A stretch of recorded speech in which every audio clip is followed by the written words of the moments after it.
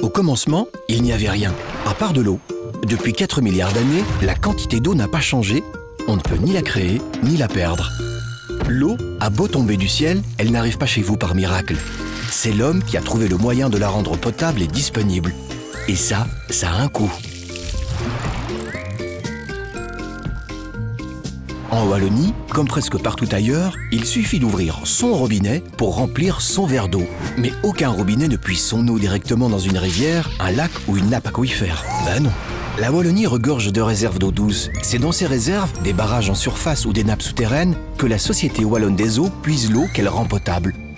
Mais, sinon ce serait trop facile, elles ne sont pas réparties sur le territoire de manière équitable et ne possèdent pas la même qualité à l'état brut. En plus, ces réserves ne sont pas tout aussi généreuses. Certaines peuvent s'appauvrir en cas de grosse chaleur. D'autres contiennent naturellement une concentration trop forte en certains métaux ou subissent les conséquences de l'activité humaine, de l'agriculture et de l'industrie, provoquant la présence de nitrates, pesticides ou encore de PFAS. Des mesures ont été prises pour protéger cette ressource vitale. Dans ces zones de prévention, plusieurs activités polluantes sont réglementées ou interdites. Par exemple, les fosses à purin ou les stations essence.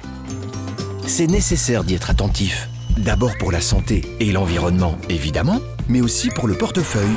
Car l'eau, chargée en nitrates, en pesticides, en PFAS ou toute substance qui peut menacer sa potabilité, nécessite des traitements plus importants, donc plus coûteux, 8% du prix. Ah, quand même!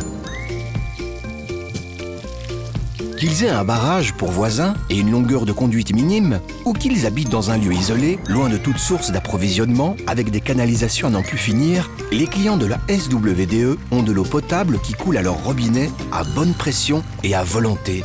Et, on y arrive, ils paient un prix identique.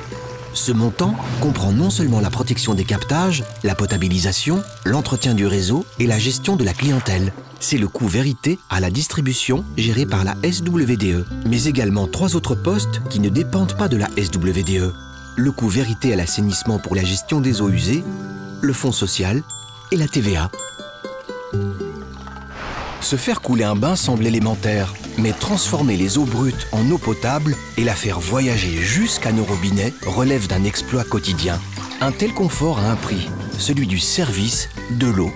En résumé, où qu'ils soient, quel que soit le moment et leurs besoins, les clients de la SWDE reçoivent la même chose et paient le même prix au mètre cube, un peu plus de 6 € pour 1000 litres. Et avec ça, ils peuvent prendre 9 bains, 17 douches, boire 5000 verres d'eau, faire tourner 17 machines à laver, se brosser 2000 fois les dents, laver 5 fois leur voiture, faire infuser 500 théières, tirer 100 fois la chasse, ou remplir 3000 pistolets à eau. Bref, tout baigne.